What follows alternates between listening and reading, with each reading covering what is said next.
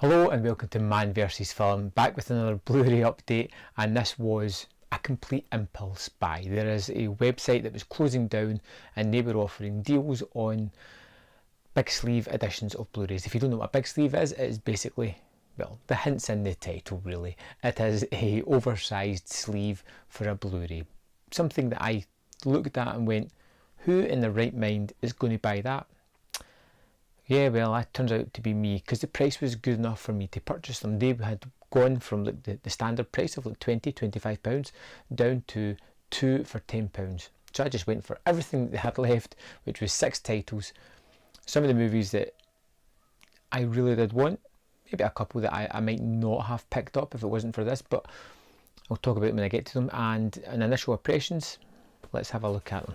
So here is the box that they came in, so let's just open it up and start with what we have. One of the most underrated movies in the past few years, I think one that's going to grow on home video, is Valerian, City of a Thousand Planets. I loved this movie in the cinema, man. This was one of the biggest surprises of the year, because I really was expecting it to be a flop. It just had everything kind of hinting that way, and it did actually end up being a flop, but not because the movie was poor, because the movie is exceptional. It is so much fun. If you haven't seen it, I think it's on Netflix UK just now.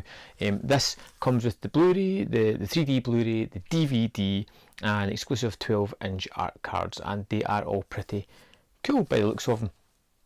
Like I said, it's a really big sleeve.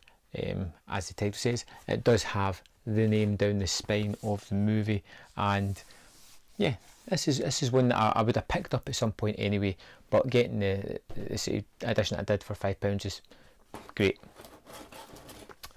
Another one is Fast and the Furious 8, Fate of the Furious, and this was one that I always pick up the Fast and the Furious anyway at some point, never immediately on release, because I always wait on the prices to kind of come down a little bit. This one was an instant buy, because this contains the 4K UHD, a digital download, a DVD, a Blu-ray, and 4 exclusive double-sided 12-inch art cards. And down here it's got some really cool, if you can see it, like cool little images of what's in it, or an even bigger one in the back there. I'll hold up so you can see. Fast and Furious 8 I thought was pretty fun. It's really just getting to those ludicrous stages now. It seemed to hit a crescendo at episode number 5, which was the best, and I think will probably always be the best. And it seemed to step into sort of big blockbuster takeover movies from then onwards, and they've always been enjoyable, but they've never just had the sort of fun that was captured in part 5 for me. Next up is the Jurassic Park Trilogy. I bought this because, well, pretty much works out at £5. I didn't have part 3. I've got part 1 and 2 in amongst the Steven Spielberg box, and it's Jurassic Park, so you can never have it. It's got the DVDs, it's got the Blu-rays, it's got the digital downloads. Again, it's got the 12-inch art cards that look pretty good. It's like a fairly nice addition. You know, when I first saw these, I was like, who's really going to pick them up? But I do like this kind of art. If you're into the art of the movies, these are some fantastic ones to have, because they really do sort of showcase that. I've got an idea of how I'm going to display them as well, which should be quite interesting. Like I said, each of these worked out at £5 each, so you know, I think it's worth it. The complete Indiana Jones movies, all 3 of them, and something called Crystal Skull or something like that. It's got 4 Blu-rays, double-sided art cards as well. It's got it's got 7 hours of Blu-ray bonus features, I think. Now, the reason I wanted this, because I didn't have it. I've got the steelbooks of Indiana Jones when they were released a long while ago. I've got them all safely stored away, and you know, I wanted something that if I want to grab a hold of the movies quickly, I can do that, and this allows me to do it. And for £5 picking up the 4 movies is fine.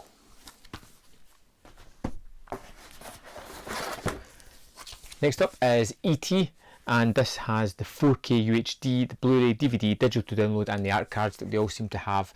There's the back of that one there, and E.T. is a movie that I've not revisited in the longest time. You know, I'm going to upgrade to 4K at some point, so preemptively picking up a disc £5 is great.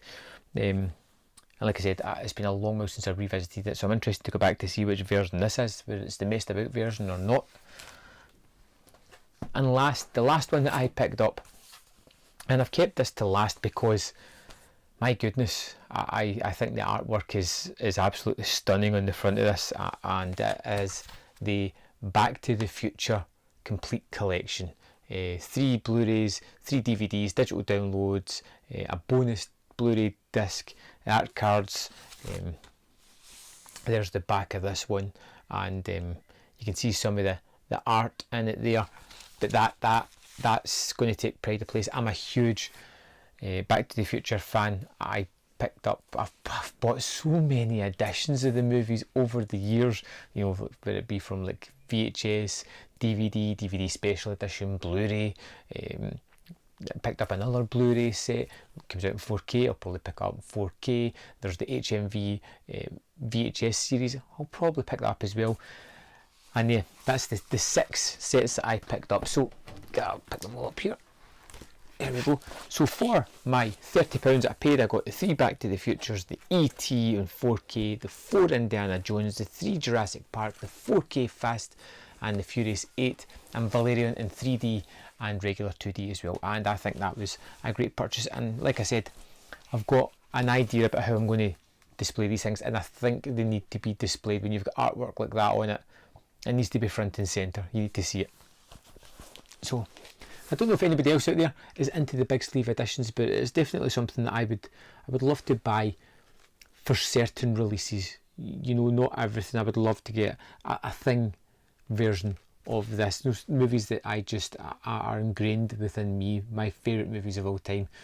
These are the kind of things I'd like to see in this packaging. When I finally get my larger movie room, I can get them displayed the way they deserve to be displayed. So that's what we have.